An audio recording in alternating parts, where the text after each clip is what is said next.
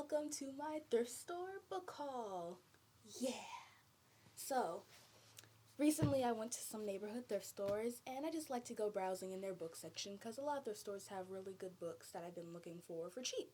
And they're most of the time in really good condition, and so I just go thrift shopping and it's the best way to find new books. And so I'm just going to show you guys what I got.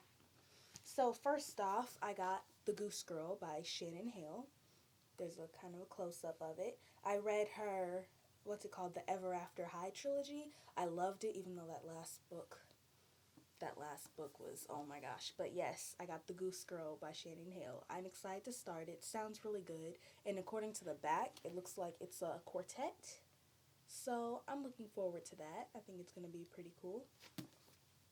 Next, I got Second Chance Summer by Morgan Matson.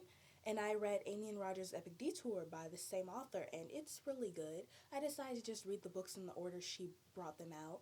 Since I just read Amy and Roger's Epic Detour first, I'm like, well, instead of just skipping this and then going to Since You've Been Gone, I was like, I might as well just go ahead and read this, but I never had my own copy. And so now I have my own copy of this book, and I'm excited to read it. It sounds really good. It sounds like a pretty good drama, and yeah, I'm really excited for this, but soon after I'll probably read Since You've Been Gone. And next, I got this book I've never heard of called Dearly Beloved. And I don't know why, something told me, something in my gut told me at the thrift store, this is the second book in a series. And tell me why I go on Goodreads praying it's the first book in a series. And it turns out this was the second book in a series. And I'm just like, wow, my dad was right. Whatever your gut tells you, most likely it's true. Follow your gut. Okay, so yeah.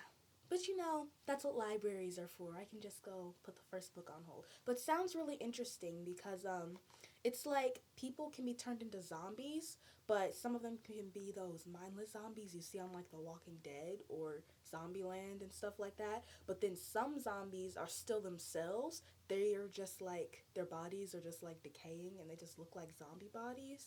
It's really weird, but it sounds intriguing. That's what got me for this book. And anyway, it was $1, so I was just kind of like, why not? And next, I got The Lovely Bones by Alice Sebold. Alice Sebold. And I remember seeing this movie when I was a little girl, and this movie was amazing. Oh my gosh, I loved this movie.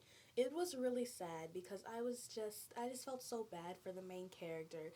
But the movie really taught me a lesson because the main reason my mom showed this to me and my sister was to tell us, hey, don't go with to strangers and don't trust like random people just because you see them in your neighborhood doesn't mean they're your friend, or it doesn't mean anything like that. Don't trust them. And so that was a lesson for me to learn. And then just seeing the book on the shelf, it brought back memories, and I'm like, huh, I haven't read the book, but I love the movie, so most likely I'm gonna love the book too. And I'm just excited to start this. I think this is gonna be a really good book, and I'm probably gonna cry too because it was just the main character. This was like one of the movies that I had a lot of feels for. It was just, my gosh, it was just wow. But yeah, The Lovely Bones by Alice Sebold. And next, I got The Daring Book for Girls by Miriam Peskowitz and Andrea J. Buchanan. I'm not sure how you say it, their names exactly, but that's my guess on how you pronounce them. I think I might have pronounced them right, but yeah. And this book is basically just really, it's just a bunch of stuff of like how to do karate kicks, how to do a straight cartwheel, and giving you information about places like Africa or Joan of Arc, ancient queens, princesses, modern and from the 1900s, and just really things like that. Women spies. This was the first thing I read in this book. Going through the table of contents, I saw this thing called Women Spies, and that was just really interesting to me because I mean, back in like the 1800s and 1900s, people don't expect women to be doing such big things like that. And especially with some of them being performers, they can go all over the world and meet all types of people, and nobody will even guess that they were spies. It was really interesting to learn about that. And so I think it's going to be a really good book, and I'm excited to start this. It's not that bad. It's not super big or anything, but I'm looking forward to it. And it's my favorite color too, so it's awesome and sparkly. Yeah.